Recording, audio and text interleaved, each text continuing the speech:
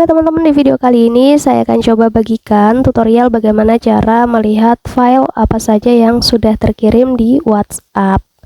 Sebelum lanjut ke tutorialnya, jangan lupa di subscribe dan nyalakan lonceng notifikasinya agar kalian tidak tertinggal video-video terupdate dan juga terbaru dari channel ini. Oke deh, langsung aja kita masuk ke videonya.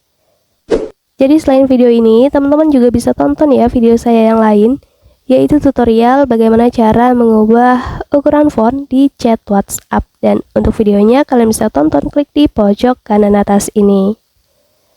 Oke, lanjut ya. Di sini kita masuk aja ke tutorialnya ya.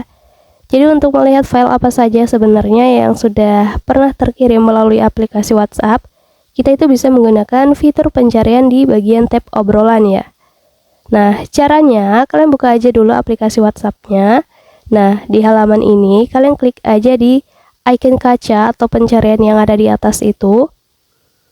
Kemudian nanti di sini kalian bisa melihat banyak sekali kategori ya. Ada seperti foto, video, tautan, audio, dan lain-lainnya.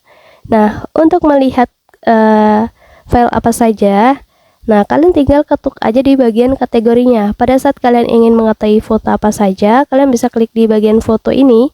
Kemudian nanti di sini akan ditampilkan seluruh file foto yang pernah terkirim melalui WhatsApp. Kemudian kita bisa lakukan hal yang sama pada kategori videonya. Jika kalian ingin melihat file video apa saja yang sudah pernah terkirim, kalian pilih aja video. Kemudian juga sama ya, ada dokumen, kemudian ada audio, ada GIF, dan terakhir juga ada tautan ya. Dan yang terbaru di sini ada bisnis. Jadi caranya seperti itu, gampang banget ya teman-teman. Mungkin cukup untuk tutorialnya, semoga bermanfaat. Selamat mencoba.